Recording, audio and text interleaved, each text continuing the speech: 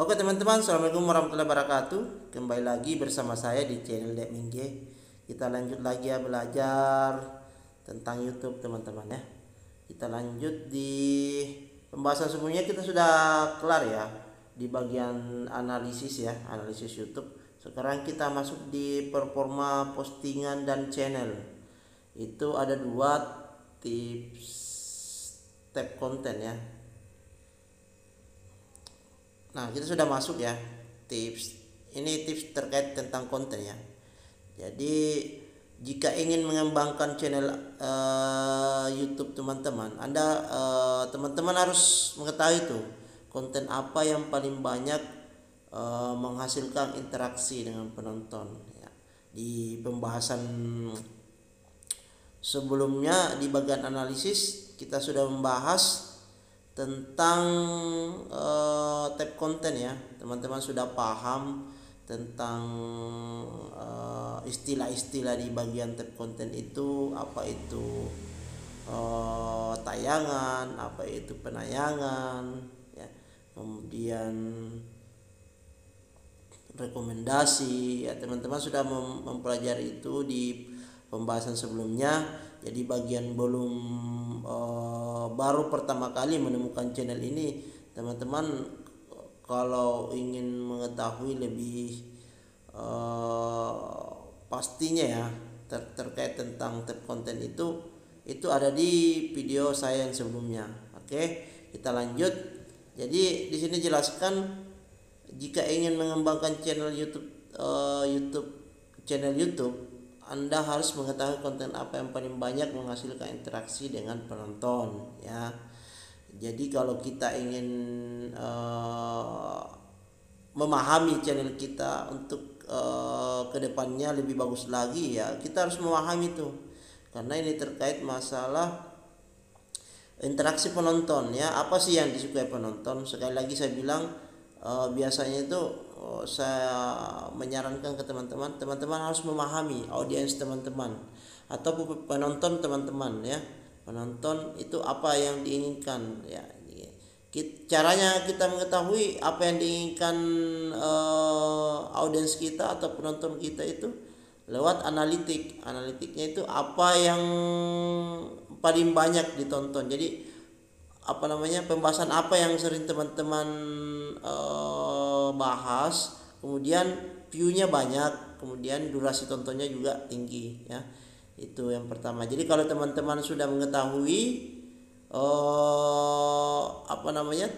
tipe-tipe pembahasan yang paling banyak disukai oleh penonton teman-teman bisa mengembangkan itu ya. Teman-teman bisa menambah lagi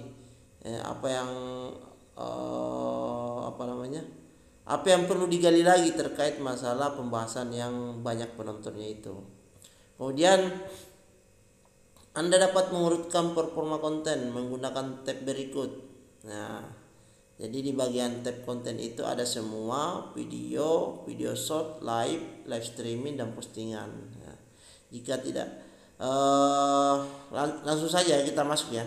Itu di pembahasan pertama itu tab semua ya. Tab semua itu, pada tab semua Anda dapat melihat laporan berikut ya.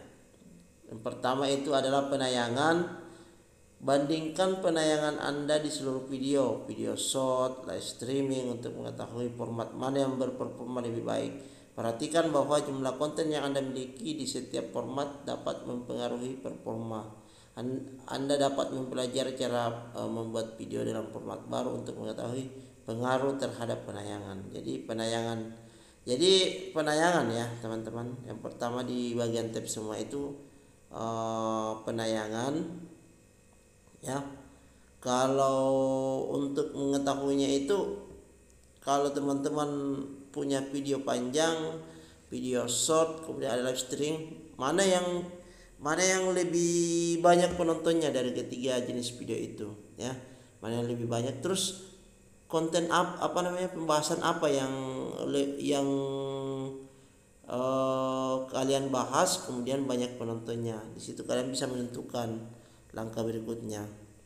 Kemudian tayangan dan pengaruh pada waktu tonton.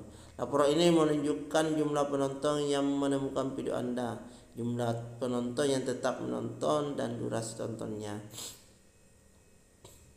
Jadi tayangan ya, ini penonton disajikan, video kita itu disajikan ke penonton ya lewat beranda mereka ya, beranda mereka. Kemudian mereka mengklik ya. Kalau teman-teman bisa membandingkan, jadi di tayangan itu misalkan kalau 1000 ya, terus di penayangan itu 900, secara performa itu bagus ya. Tapi kalau 1000 tayangan kemudian penayangannya itu cuma 50 ya, tidak sampai 100, itu secara performa itu tidak bagus. Jadi teman-teman bisa menentukan pola lagi untuk konten berikutnya ya. Apakah itu memperbaiki thumbnail ya, apakah itu dengan cara mempelajari tentang membuat judul ya, ataupun kata kunci ya, itu. Jadi kalau untuk tayangan ini sangat berpengaruh ya, karena ini yang paling pertama dilihat oleh penonton sebelum mereka mau menonton video kita. Jadi thumbnail yang paling pertama dilihat itu di beranda mereka. Kalau thumbnail kita itu menarik, mereka akan menonton. Nah, kemudian jika thumbnail itu sesuai dengan isi video kita dengan thumbnail connect, itu akan berpengaruh pada durasi tonton ya. Jadi teman-teman bisa mempelajari itu. Terus lanjut, cara penonton menemukan Anda ya.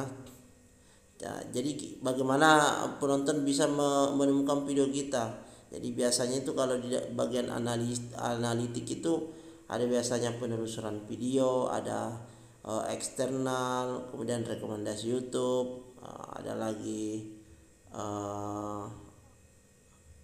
dan lain sebagainya lah ya. Ada banyak. Contohnya itu penelusuran YouTube ya, dapat menunjukkan seberapa efektif judul dan deskripsi video Anda. Jadi untuk bagian penelusuran YouTube, analitik penelusuran YouTube, kita itu ditemukan karena judulnya itu bagus ya, kemudian deskripsinya juga bagus. Tapi kalau judulnya asal kemudian deskripsinya juga asal, itu video kita kemungkinan tidak akan ditemukan ya. Jadi pada saat orang mencari tentang hal yang sama dengan isi video kita itu, karena judulnya tidak connect, akhirnya video kita tidak ditemukan ya.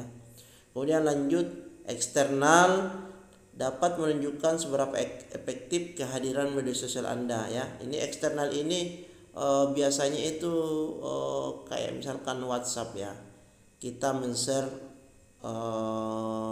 video kita yang terbaru itu lewat WhatsApp ya, lewat WhatsApp dengan membuat snap atau status. Nah, di situ pada saat orang mengklik itu masuk kategori eksternal ya. Terus ada juga di Facebook. Kalau teman-teman men-share itu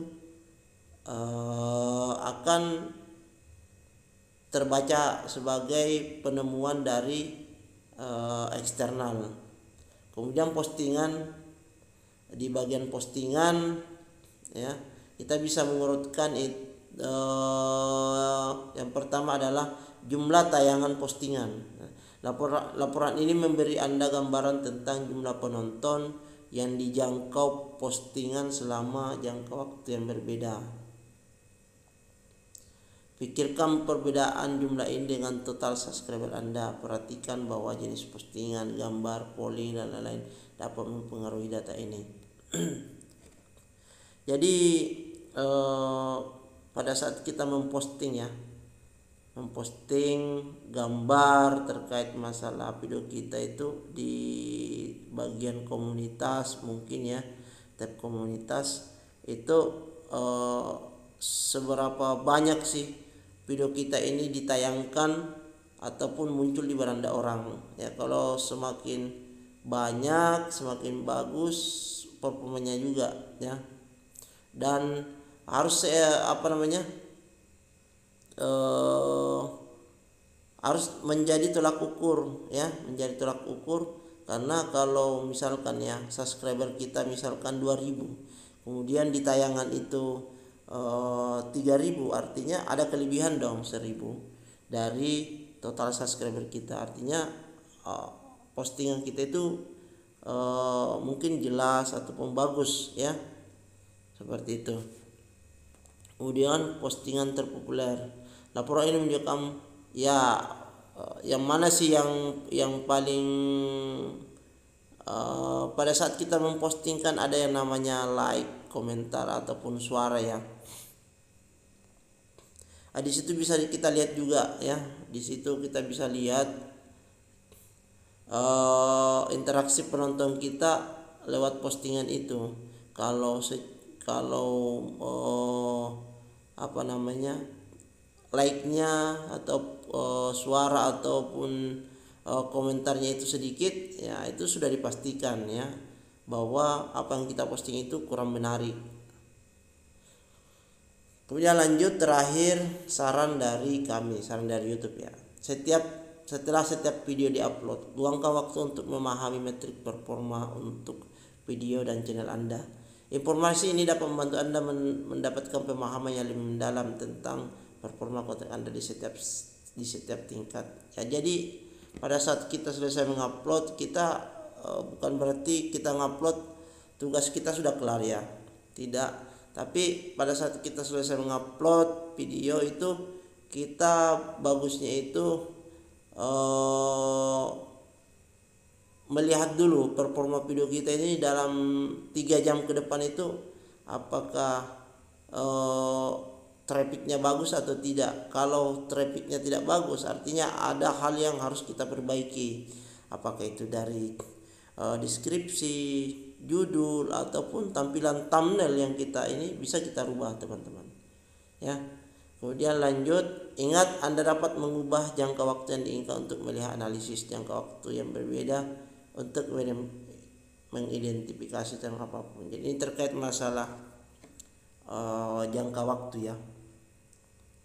Kita bisa melihat analisis itu. Kita bisa memberi waktu mungkin sekitar 1 hari 24 jam yang biasanya postingan kita itu ataupun uploadan video kita itu dalam sehari bisa menghasilkan 1000 penayangan ya, dengan durasi tonton yang lumayan. Tapi pada saat kita mengupload sampai 2 hari tidak sampai 1000, berarti ada hal yang tidak sesuai teman-teman. Jadi kita bisa bergerak cepat untuk memperbaiki itu ya. Jadi mungkin itu yang bisa kita bahas pada pertemuan kali ini ya, terkait masalah tips tab konten ya. Tab konten, kita mempelajari video kita ini seberapa bagus ya, seberapa berpengaruh sih terhadap audiens kita ya, sehingga kita bisa meningkatkan performa channel ataupun video-video kita selanjutnya ya. Mungkin itu, terima kasih yang sudah menonton ya. Mudah-mudahan apa yang saya sampaikan ini bisa bermanfaat untuk semuanya. Dan saya akhiri, assalamualaikum warahmatullahi wabarakatuh.